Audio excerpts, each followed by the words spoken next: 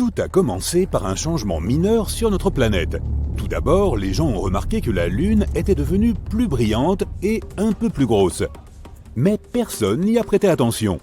Elle a affecté les marées dans le monde entier, de sorte que l'eau a submergé les plages, mais ce n'était pas une tragédie.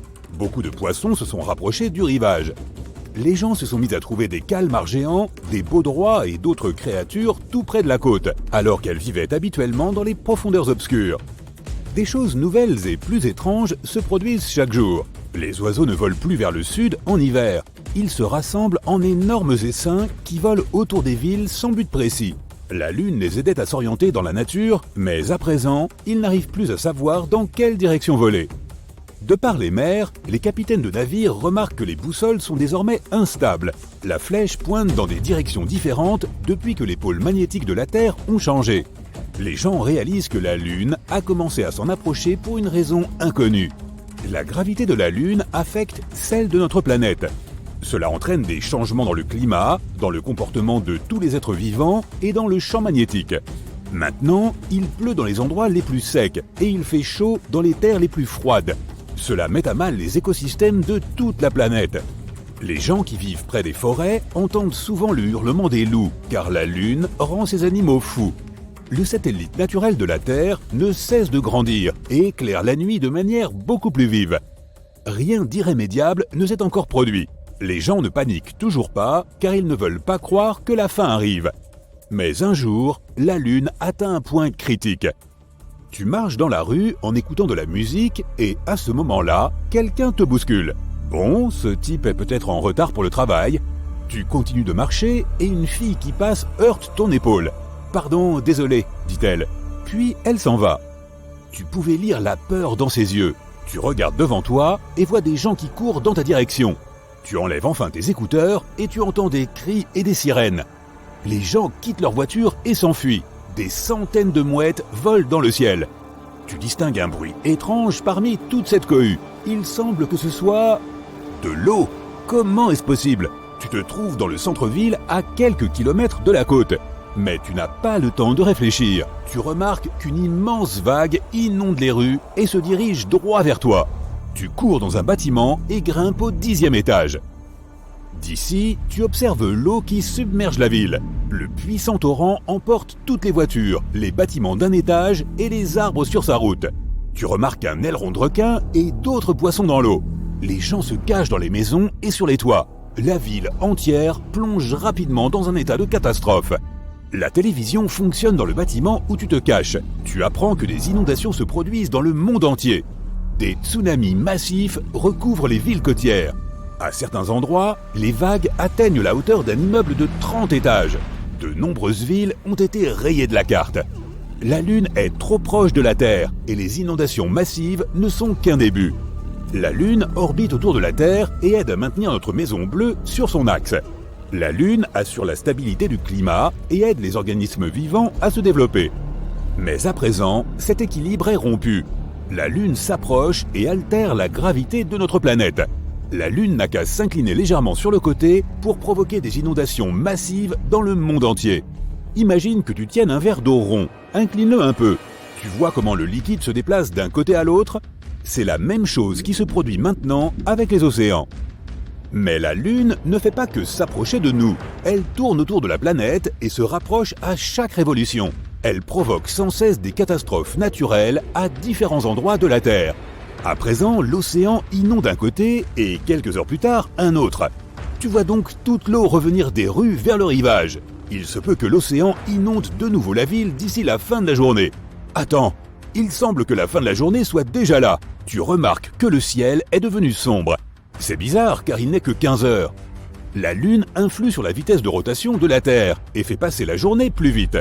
Elle emplit désormais presque tout le ciel et éclaire brillamment notre planète. Tu distingues les énormes cratères lunaires.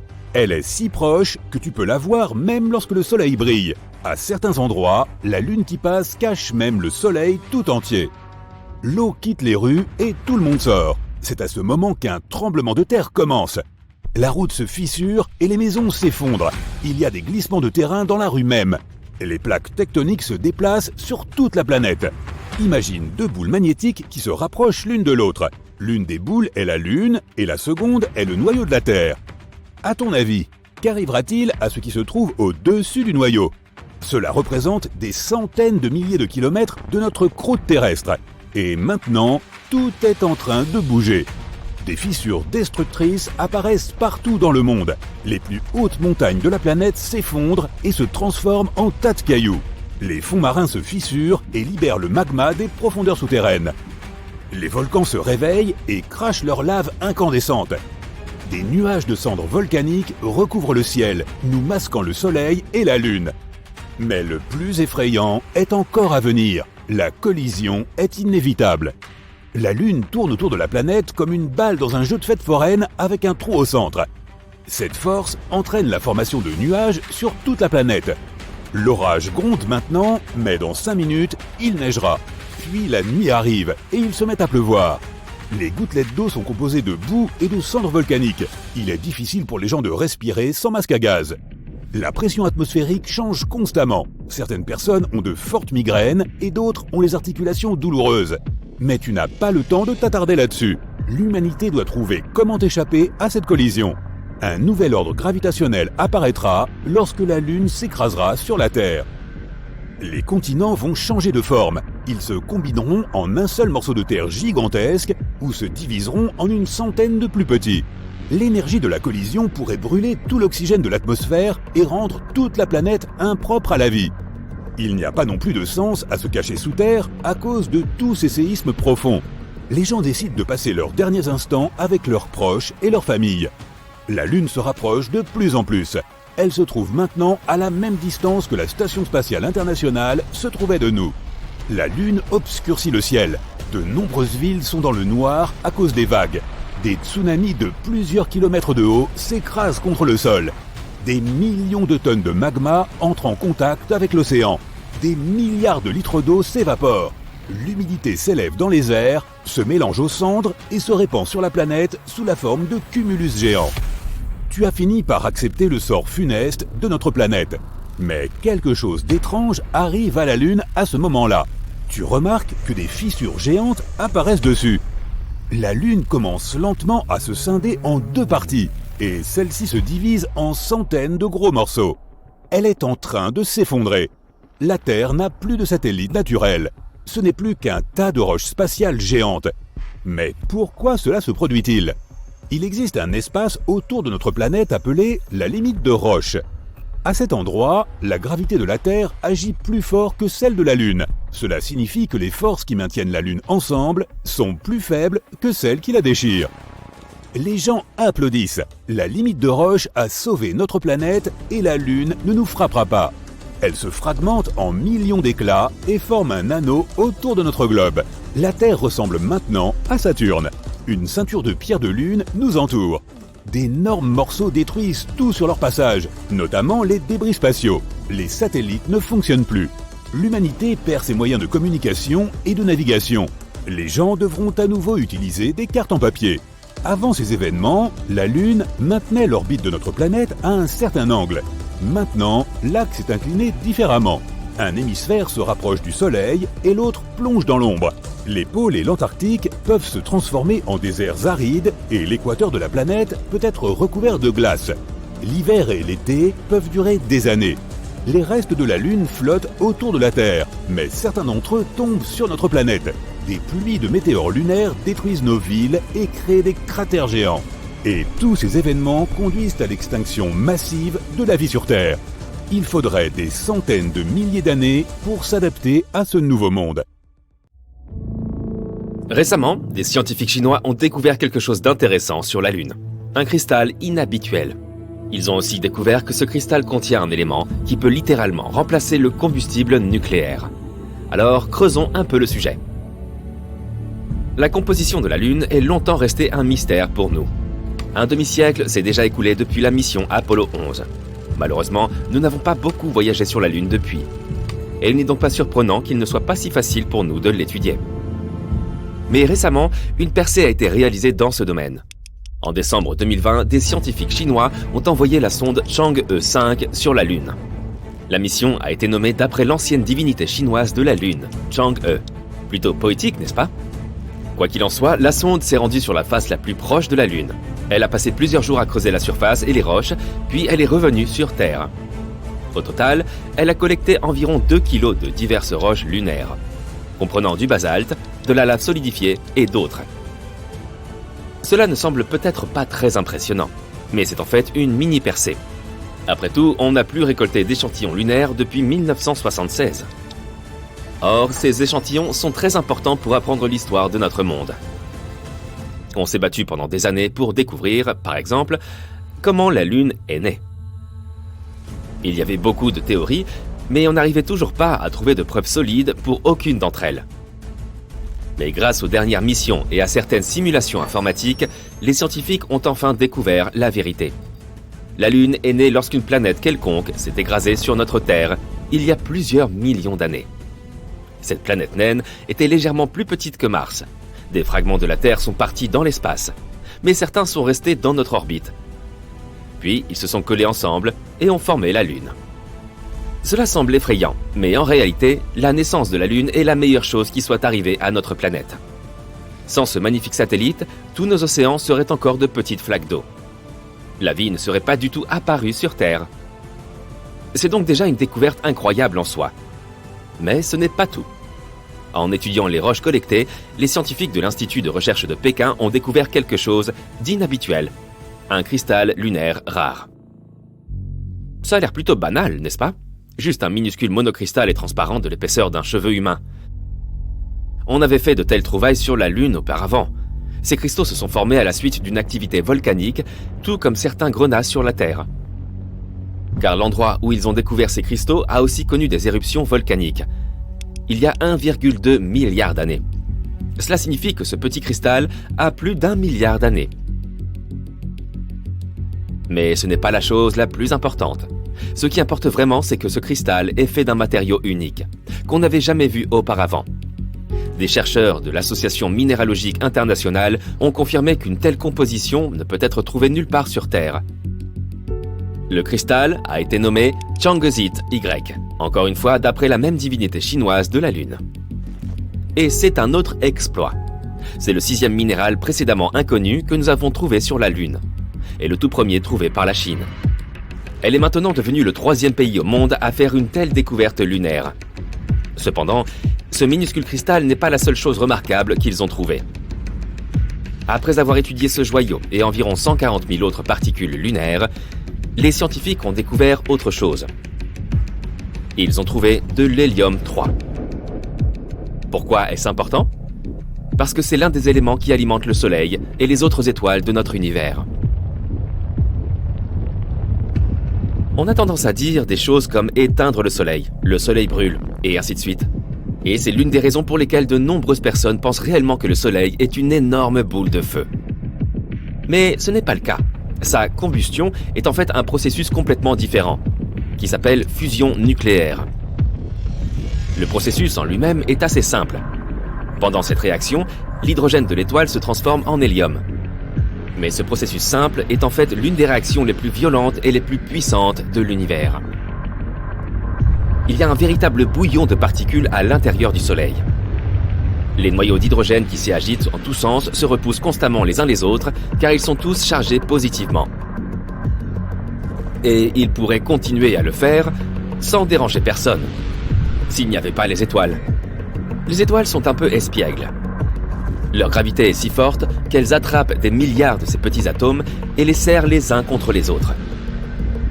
En se combinant les uns les autres, ces atomes créent de nouveaux éléments lourds, comme l'hélium mentionné. Et lorsque cela se produit, il projette beaucoup d'énergie dans l'espace. C'est ainsi que le Soleil brûle.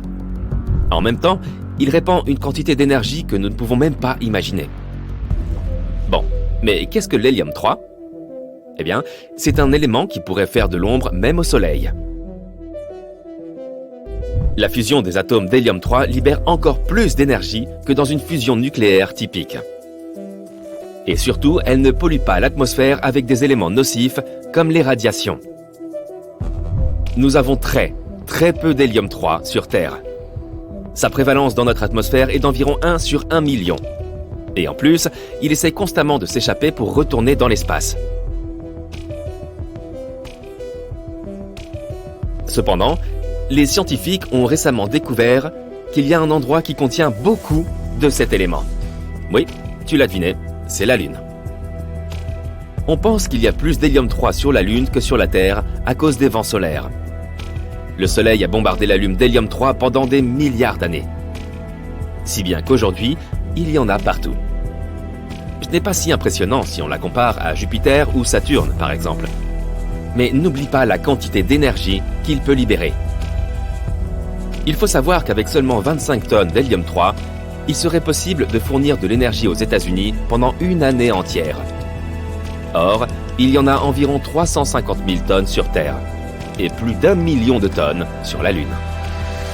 Ces seules sources pourraient subvenir aux besoins de l'ensemble des États-Unis pendant des milliers d'années. Donc, en gros, à l'avenir, l'hélium-3 pourrait devenir une nouvelle source de combustible. Et il surpasse le combustible nucléaire dans pratiquement tous les domaines. L'hélium-3 ne laisse pas de déchets ni de radiation nocifs. Il est plus puissant et pas si dangereux. En d'autres termes, cette énergie écologique et efficace pourrait être une révolution pour notre planète. Mais alors, qu'est-ce qu'on attend? Il y a un petit hic. Malheureusement, on n'a encore rien trouvé d'aussi puissant et chaud que les étoiles. Or, pour utiliser l'hélium-3, on a besoin de température et de pression démentes. Il nous faut un réacteur thermonucléaire, et on n'a aucune idée de comment le construire pour l'instant. Et même si on pouvait le chauffer à de telles températures et obtenir la pression nécessaire, on ne sait toujours pas vraiment comment manipuler l'hélium-3 correctement. Par conséquent, même si on a une quantité infinie d'hélium-3, on ne pourra toujours pas l'utiliser. Mais il y a un élément potentiel derrière l'hélium-3, que plusieurs pays ont déjà commencé une course aux ressources lunaires. Et maintenant que Chang'e 5 a découvert un nouveau gisement d'hélium-3 sur la face la plus proche de la Lune, cette course pourrait devenir mondiale. Par exemple, la Chine prévoit déjà une nouvelle mission lunaire en 2024, Chang'e 6. Pendant cette mission, les Chinois veulent collecter les premiers échantillons de la face cachée de la Lune. Comme tu peux le voir, trouver ce cristal lunaire était très important pour nous. Ces cristaux peuvent nous aider à trouver de nouvelles façons de créer de l'hélium-3. Et si on y parvient, l'humanité entrera dans une nouvelle ère. Mais pour y parvenir, on doit encore résoudre un certain nombre de problèmes. Comment livrer un tas de ces cristaux lunaires sur Terre? Comment leur faire produire de l'énergie? Et ainsi de suite. Espérons qu'à l'avenir, ces problèmes seront résolus et qu'on trouvera un moyen de produire une énergie propre, sûre et illimitée. La Lune, un magnifique satellite naturel parcouru de mystérieuses taches sombres. Comme nous ne voyons toujours qu'un seul côté de la Lune, nous sommes habitués à cette image. Il est difficile de l'imaginer sous un autre aspect. Mais avant, c'était différent. Eh oui, c'était vraiment différent. Imagine un peu, un énorme satellite incandescent dans le ciel qui provoque des tsunamis en permanence. Je te propose de remonter très loin dans le passé et de découvrir la Lune telle qu'elle était il y a toutes ces années. La Lune s'est formée il y a environ 4,5 milliards d'années. À cette époque, notre planète bleu-vert était encore un morceau de roche brûlant et incroyablement instable, lancé à fond de train dans l'espace. Nous n'avions pas encore de Lune, et un jour sur notre planète ne durait que 6 heures, ce qui signifie qu'il n'y avait que 3 heures de lumière par jour. Des volcans entraient en éruption un peu partout et tout le temps, libérant des gaz toxiques dans l'air, et des tas de météorites s'écrasaient régulièrement sur la planète. Au même moment, il y a 4,5 milliards d'années, ce qu'on nomme aujourd'hui l'impact géant se serait produit. Les scientifiques, qui sont généralement prudents, parlent de l'hypothèse de l'impact géant. D'après cette hypothèse, un objet de la taille de Mars se serait un beau jour écrasé sur la Terre. Mars est environ 2 fois plus petite que notre planète, donc le choc a été relativement catastrophique mais sans causer de dommages irréparables. Ce puissant impact a arraché une partie des couches supérieures de cet objet, et la Terre en a elle-même pas mal souffert. Le noyau de ce corps spatial a ensuite fusionné avec le noyau de la Terre. Et de nombreux fragments de notre planète se sont envolés dans l'espace. Ainsi, notre Lune a vu le jour, ou, pour le dire d'une manière plus scientifique, le processus de différenciation a commencé. C'est le processus que subissent tous les corps planétaires au début de leur vie.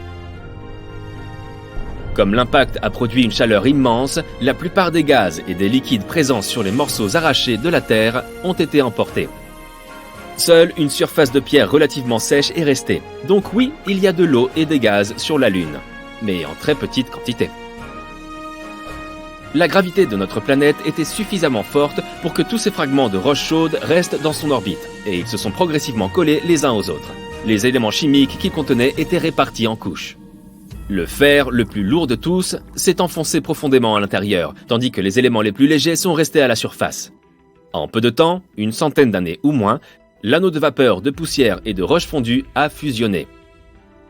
Le plus gros amas, qui possédait la plus forte gravité, ont attiré de plus en plus de particules, créant peu à peu la Lune. Elle ressemblait alors à une boule rougeoyante en ébullition. Malheureusement, le noyau de la Lune naissante était très petit. Il lui manquait du fer ainsi que d'autres éléments lourds pour que notre satellite prenne plus de substance et devienne une planète. Les plus anciennes roches de la Lune se sont probablement formées dans cet océan de magma. Et lorsque la Lune s'est enfin refroidie, elle s'est transformée en une boule blanche, toute propre et parfaitement régulière. Mais elle était encore très différente de ce qu'elle est aujourd'hui. D'abord, notre satellite, immédiatement après sa naissance, se trouvait à une distance de seulement 21 700 km de la Terre. C'est 15 fois plus proche qu'aujourd'hui. Elle se trouve maintenant à environ 383 000 km. Est-ce que tu peux imaginer à quel point la Lune était énorme et lumineuse dans le ciel à l'époque ? Ce devait être à la fois magnifique et terrifiant. Et bien sûr, une telle proximité provoquait des vagues incroyablement grandes dans nos océans. Il y avait régulièrement des tsunamis sur Terre. De plus, la Lune tournait encore très vite. Et elle n'était pas orientée vers la Terre d'un seul côté. Mais en général, la Terre et la Lune avaient un impact positif l'une sur l'autre. Par exemple, c'est grâce à la Lune que notre journée dure 24 heures. À l'heure actuelle, l'axe de la Terre est incliné de 23,5 degrés par rapport au plan de son orbite autour du Soleil. Avant la venue de la Lune, la Terre tournait très rapidement, mais grâce à son satellite, son inclinaison s'est stabilisée, ce qui a donné lieu à une grande variété de climats sur Terre. Mais la gravité de notre planète a aussi pas mal aidé la Lune. Grâce à elle, elle a pu elle aussi ralentir et s'est progressivement éloignée de nous. Au fil des ans, son orbite s'est écartée de notre planète. En même temps, un phénomène nommé verrouillage par effet de marée s'est produit entre la Lune et la Terre. Cela signifie que la période de rotation de la Lune coïncide avec sa période orbitale, ou en d'autres termes, que la Lune tourne sur elle-même aussi vite qu'elle tourne autour de la Terre. C'est pourquoi la Lune est toujours tournée vers notre planète du même côté. Lorsque la Lune s'est éloignée, les marées sur notre planète se sont apaisées. Désormais, l'eau pouvait couler jusqu'aux confins du globe. C'est alors que la vie est apparue sur Terre. Mais revenons à l'évolution de la Lune elle-même. Que s'est-il passé à sa surface après sa formation ? On parle des étapes suivantes comme de l'enfance et de l'adolescence de la Lune. Et, comme c'est généralement le cas, ces périodes n'ont pas été de tout repos. Pas étonnant. Il y a environ 4 milliards d'années, le système solaire était complètement fou. Pendant les 6 premiers millions d'années d'existence de la Lune, des astéroïdes et des comètes de grande taille étaient constamment projetés sur elle. Ils venaient également s'écraser sur la Terre. Ces impacts furent les plus puissants de l'histoire de la Lune. De grands cratères, plus tard tapissés d'une sombre matière rocheuse, sont alors apparus. Comme si tout cela ne suffisait pas amplement, un jour, une planète naine est venue s'écraser sur la Lune. Elle faisait à peu près la taille de Cérès, le plus gros objet présent dans la ceinture d'astéroïdes située entre Mars et Jupiter. Cet impact a produit le plus grand bassin de la Lune et a changé à jamais son apparence. Tu vois cette tache sombre là sur la face cachée de la Lune ? Juste là, tout au sud. Il s'agit du bassin pôle sud Aitken. Son diamètre est d'environ 2500 km. Et oui, il a bien été formé par l'impact dont j'ai parlé il y a environ 4,3 milliards d'années. Cet impact a apporté avec elle tout un tas de composés chimiques complexes et étranges que les scientifiques trouvent maintenant un peu partout sur la face cachée de la Lune. Ces composés se sont mis à dégager énormément de chaleur, ont fait fondre une partie du manteau lunaire et oups, ont par la suite accidentellement réveillé les volcans. Ces volcans ont commencé à entrer en éruption. Une énorme quantité de magma a été répartie sur la surface de la Lune. Bien des années plus tard, tout ça s'est refroidi et ces taches sombres que l'on peut observer sont apparues. On les appelle les mers lunaires. On y trouve beaucoup moins de cratères que sur les terres. Mais au cours du dernier milliard d'années, La Lune a été géologiquement inactive, à l'exception de collisions occasionnelles avec des météorites. L'apparence de la Lune a changé à jamais à la suite de ces événements. C'est ainsi que, meurtrie et fatiguée, elle est entrée dans l'âge adulte. Mais la paix, malheureusement, n'était toujours pas au rendez-vous. Un nouveau groupe de météorites a décidé de venir l'embêter, mais ce n'a pas été si grave. Il y a eu de nombreuses collisions, mais toutes de faible ampleur. Elles ont simplement laissé plusieurs cratères et fosses sur la surface lunaire, et ont peut-être un peu endommagé son manteau. Quelques-unes de ces collisions ont cependant approfondi certains des grands cratères. La croûte de la Lune est devenue de plus en plus fine au fil des ans à cause de cet interminable chaos. Et maintenant, nous appelons cette partie supérieure de la croûte, qui est couverte de cratères, les terres lunaires. Toutes ces zones blanches et lumineuses de la Lune, ce sont les terres, par opposition aux mers. Mais finalement, l'univers s'est calmé. Pour l'instant, tout au moins. Et la Lune a commencé à ressembler à ce qu'elle est aujourd'hui. Il y a encore beaucoup de choses que nous ne savons pas sur le satellite naturel de la Terre. Il y a des moments de son histoire que les scientifiques ne peuvent toujours pas expliquer avec précision. Mais ils continuent à étudier notre magnifique satellite. Les données sur la Lune ne sont pas seulement utiles pour elles-mêmes. Elles nous donnent une image plus complète de l'histoire de notre système solaire et de l'espace dans son ensemble. Espérons donc qu'un jour, nous pourrons découvrir tout ce qu'il y a à savoir sur la Lune.